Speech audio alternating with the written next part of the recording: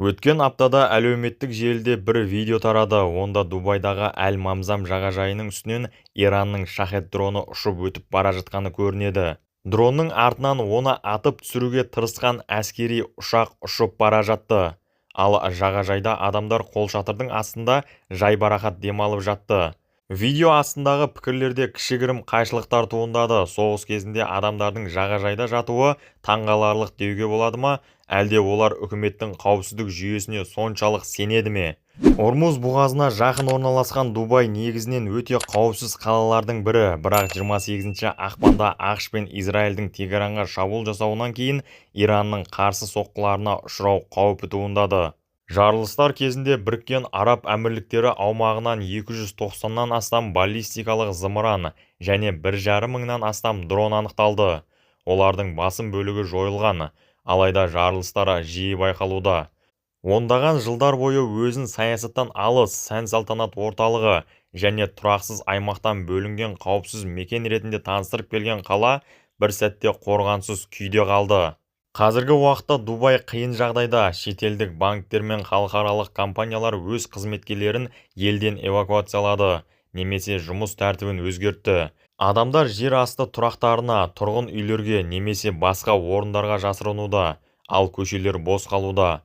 Алғашқы мәліметтер бойынша Біріккен Араб Әмірліктерінде кемінде 8 адам қаза тапқан, жүздеген адам жараланған. Жергілікті үкімет мәлімдеме жасап, барлық күштердің жұмылдырылғанын, жақын арада жағдай тұрақталып, өмір қалыпты арнасына қайта оралатынын айтып, жұртты сабыр сақтауға шақырды. Бұл әрекеттерді түсінуге болады. Себебі өңірдегі ең тұрақты қаржы орталығы және бірегей туристік мекеннің беделі қауіп астында тұр. Иран басшылығы Дубайды батыс экономикалық жүйесінің маңызды нүктелерінің бірі деп санайды. Сондықтан бұл шабуылдар тек Дубай мен Біріккен Араб Әмірліктеріне ғана емес, бүкіл әлемдік экономикаға әсер етуі мүмкін деп есептеледі. Соғыстың алғашқы күндеріндегі Тегеранның жауап шабуылы үшін визуал эффект те маңызды болды. Қонақ үйлер маңындағы өрттер мен әуежайдағы жарылыстар ондаған мың туристер мен шетелдік жұмысшыларды үрейге салды. Сарапшылар бұл әрекеттерді алдын ала ойластырылған және ескерту сипатындағы соққылар тактикасы деп бағалады. Жалпы алғанда Дубай Иран үшін ондаған жылдар бойы экономикалық тыныс алу жолы болып келді. Ірі компаниялармен сауда операциялары дәл осы қала арқылы жүргізіліп, санкцияларды айналып өту мүмкіндігін берді. Қаланың экономикасын әлсірету Иранның өзіне де ауыр соққы болмақ. Дубайдың жылжымайтын мүлік пен банк секторында Иранның капиталдық үлесі айтарлықтай үлкен. Біріккен Араб Әмірліктері Иранның маңызды сауда серіктестерінің бірі саналады. 2024 жылы екі ел арасындағы сауда көлемі 28 миллиард долларға жеткен. Сонымен қатар әмірліктерде 500 миллионға жуық ирандық тұрады. Осы тұрғыдан алғанда Тегеранның шабуылдары Біріккен Араб Әмірліктеріне саяси қысым көрсету құралы ретінде қарастырылады, яғни Дубайды белгілі бір деңгейде кепіл ретінде ұстау. Егер әмірліктер өз аумағындағы ақш базаларын Иранға қарсы пайдалануға толық рұқсат берсе, онда Дубайдың қауіпсіз қала ретіндегі мәртебесі жойылатыны анық. Қазіргі таңда Иранның басты мақсаты әмірліктерді ақш бастаған коалициядан алыстату, немесе кем дегенде бейтарап ұстанымда ұстау. Мұнда географиялық орналасуда маңызды рөл атқарады. Иран мен әмірліктер арасындағы қашықтық теңіз арқылы небәрі шамамен 100 шақырым. Сол себепті зымырандар мен дрондар өте тез жетеді. Осы әскери әрекеттер аясында Дубай экономикасының барлық негізгі тіректері, авиация, туризм, жылжымайтын мүлік және қаржы секторлары елеулі зиян мен қауіпке тап болды. Қала өзінің қауіпсіз аймақ ретіндегі мәртебесін сақтап қалуға тырысқанымен, жағдайдың күрделілігі созылып барады.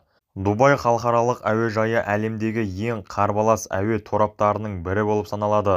Атап айтқанда, соңғы 25 жылда әуежай шамамен 90 миллион жолаушыға қызмет көрсеткен. Әлем елдерінің 3/1 бөлігіне 4 сағатта, ал 3/2 бөлігіне 8 сағатта жетуге болатын маңызды транзиттік орталық дрон шабуылдарының нысанына айналуы жағдайды күрделендіріп жіберді. British Airways, Lufthansa, Air France сияқты ірі әуе компаниялары Дубайға рейстерді толық тоқтатты. Бұл үзілістер туристік маусымның ең қызған шағына тұспа-тұс келді. Нәтижесінде көптеген адамдар сапарларын кейінге қалдырып, немесе мүлде бас тартып жатыр. Кейбір сәнді қонақ үйлерде баға деңгейі күрт төмендеген. Өзінің қарқынды дамып жатқан кезеңіне енген жылжымайтын мүлік нарығында да баяулау байқалады. Наурыз айының басында жылжымайтын мүлік бағасы өткен аймен салыстырғанда 50%-дан астам төмендеген. Әсіресе виллалар сегментінде сату көлемі шамамен 90%-ға құлдыраған. Соғысқа дейінгі бағасы 40 миллиард доллардан асатын компаниялар қазіргі таңда Иранның дрондары мен зымырандарының ықтимал нысанасына айналып отыр. Біріккен Араб Әмірліктері азық-түліктің шамамен 90%-ын импорттайды. Соғыс жеткізу тізбектеріне қысым түсіре бастады. Қазіргі уақытта қор жеткілікті. Дүкендерде тапшылығы жоқ. Бірақ Ормуз бұғазы жабылатын болса, жағдай қиындауы мүмкін. Жеміс көкөністің негізгі жеткізушілерінің бірі Иран экспортты тоқтатты. Бұл бағаның өсуіне алып келуі мүмкін. Ішкі жағдайдың шиеленісуі аясында шетелдіктер үшін бұрын біршама жұмсақ болған жергілікті ережелер де қатаңдатылды. Кейбір жағдайларда шектеулі заңдарды бұзды деп айыпталып бірнеше адам қамауға алынды. Бұл оқиғалардың басым бөлігі Иран дрондары мен зымырандары салдарынан болған қирандыларды ұялы телефонға түсірумен байланысты болды. Дубай халқының шамамен 90%-ы дерлік шетелдіктер. 2025 жылдың соңында әмірлік Нью-Йоркты басып озып, байлар үшін ең тартымды қалалар рейтингінде бірінші орынды иеленді. Қаланың негізгі артықшылықтары ретінде капитал өсіміне және мұраға салықтың жоқтығы, жоғары табыс деңгейі және дамыған инфрақұрылым көрсетіледі. Тек 2025 жылдың өзінде бұл қалаға шамамен 10 мыңға жуық миллионер көшіп келген. Олардың жалпы байлығы 63 миллиард доллар деп бағаланады. Жыл басындағы мәліметтерге сәйкес қалада жалпы 81.200 миллионер тұрады. Оның ішінде 100 миллион доллардан астам байлығы бар 237 адам және 20 миллиардер бар. Аса бай тұрғындар саны бойынша Дубай әлемнің үздік 20 қаласының қатарына кіреді. 20 ғасырдың ортасынан 1970 жылдарға дейін таяу шығыстың інжу маржаны саналған Ливан астанасы Бейрутта бір кездері тартымды қаржы орталығы болған. Алайда әскери саяси тұрақсыздық бұл қаланы өмір сүруге қауіпті және бизнес үшін қолайсыз аймаққа айналдырды. Қазіргі уақытта жүріп жатқан соғыс жақын күндері аяқталса, жағымсыз салдар біртіндеп жойылуы мүмкін. Бірақ егер қақтығыс созылып, қарулы әрекеттер жалғаса берсе, Дубайдың басты артықшылықтарының бірі қауіпсіздік имиджіне елеулі күмән тудыруы мүмкін. Неге енді араб елдері, соның ішінде Дубай астанасы болған Катар үнсіз отыр деген сұраққа жауап беріп көрейік. Катар сыртқы саясатындағы ең басты принцип барлығымен байланыс, ешкіммен ашық жаулығы жоқ. Бұл жай ғана бейтараптық емес, бұл есептелген көп векторлы стратегия.